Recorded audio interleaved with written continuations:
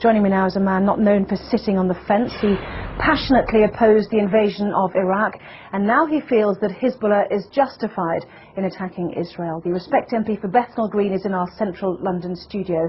A very good evening, good morning rather, to you, Mr. Galloway. How do you justify your support for Hezbollah and its leader, Sheikh Hassan Nasrallah? A preposterous way to introduce an item, and what a preposterous first question.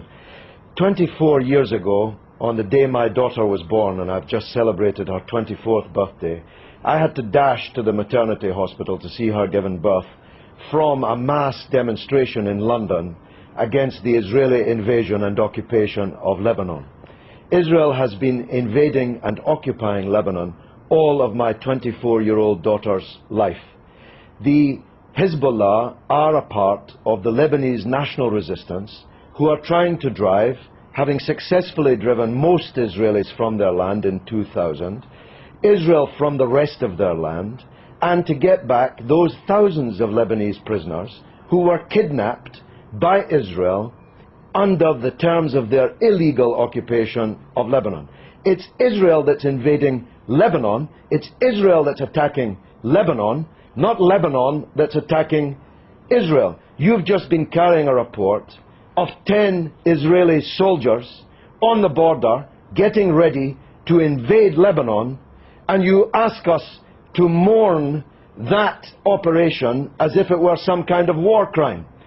Israel is invading Lebanon and has killed 30 times more Lebanese civilians than have died in Israel. So it's you who should be justifying the evident bias which is written on every line on your face and is in every nuance of your voice and is loaded in every question that you ask.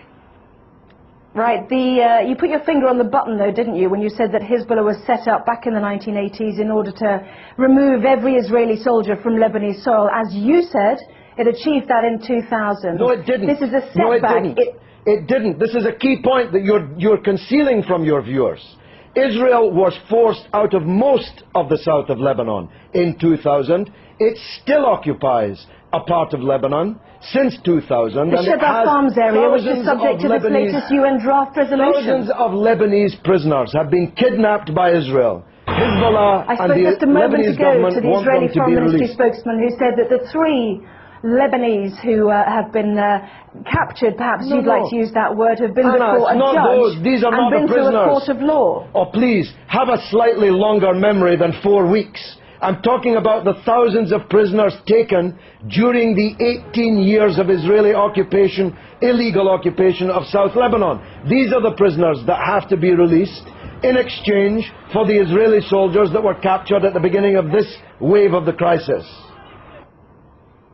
Can I ask you about a report that's in today's Sunday Telegraph, which showed that Iran has given Hezbollah long-range missiles capable of targeting any part of Israel. Iran, according to this Iranian MP who helped found Hezbollah, has also said that Iran has given the authorization to target Tel Aviv. Can you blame Israel for wanting to destroy those missiles? This is preposterous. America has given Israel missiles that can target not just every city in Lebanon, but every city in the Arab and Muslim world, including Iran. Why should America be allowed to give long-range missiles to Israel, including hundreds of nuclear missiles, but Iran is not allowed to give missiles? Because it's given it to a terrorist organization. But they're not a terrorist organization. Only in the mind of Rupert Murdoch's Sky and the Times and the Sun and the News of the World. I'm going to stop you there, Mr. Galloway. Prescribed terrorist organizations. One man's terrorist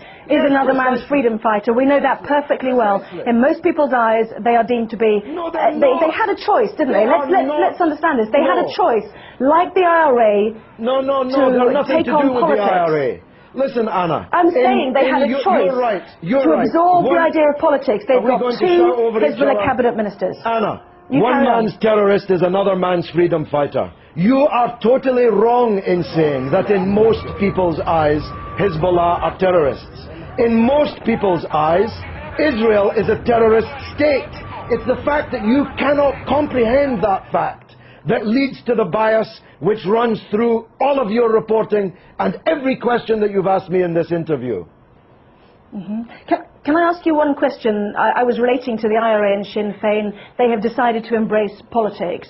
Hezbollah had the chance to embrace politics. They've already got two cabinet ministers. They're well respected in the south. In politics. They are. That's what I'm saying. People of the south if you of listen to Lebanon. me, I'm saying they've got two cabinet ministers already. They had a chance to do that. Why did they need to capture and kill Israeli soldiers on the border? Surely that sets back their ambitions to be a political force inside a democratic Lebanon. Look, because Israel occupies their country and holds thousands of their compatriots as kidnapped hostages in their dungeons. It's really very simple, except if you think only in a clock that goes back 4 weeks. If you know, and you're old enough to know better, that the origins of this conflict are not 4 weeks or 4 years or 14 years, but are decades old. You want people to think that the crisis started when the clock started ticking on Sky News. No, I don't. I don't the people in Lebanon know differently. I want to ask you one final question. Do you think that the 4 weeks that we've seen, as you mentioned, the 26 days of this crisis, has set back Hezbollah's ambitions? Not only are Israeli soldiers now over the border... Let me finish. Would you mind letting me finish, please? Not only are Israeli soldiers over the border in sizable numbers, but also their claims to be a good political organization to help a democratic Lebanese government with the Syrians who've also now left an independent state. That has also come to blows as well. What a silly question. What a silly person you are. Hezbollah is winning the war. You can see it on the other half of the screen. Hezbollah is more popular today. That was not my question. Hezbollah is more popular today in Lebanon, amongst Christians, amongst Sunnis, amongst Shiites, amongst all Arabs, amongst all Muslims, than it has ever been. It's Israel who's lost the war, and Bush and Blair, for politically organizing the war, who've lost politically. This is a defeat for Bush and Blair and Israel. Everybody but you can see it.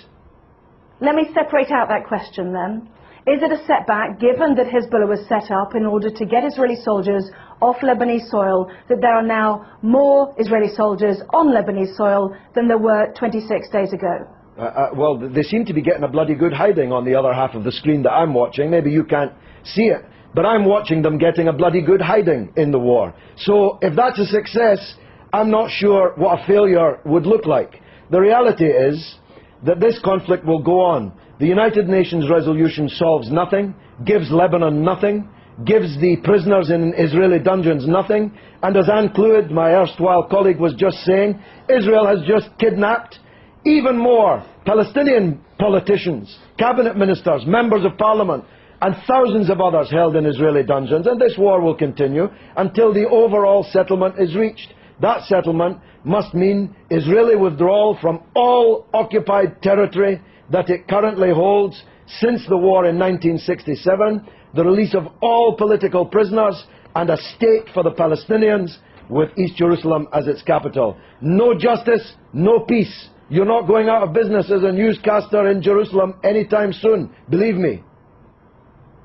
Well, as usual, you have prompted a huge email response, both for and against you, Mr. Galloway, so we'll leave it there. I have to say that some people might find it offensive when more families are mourning their dead to hear you say that it was a bloody good hiding. So you don't give a damn. You don't even know about the Palestinian families.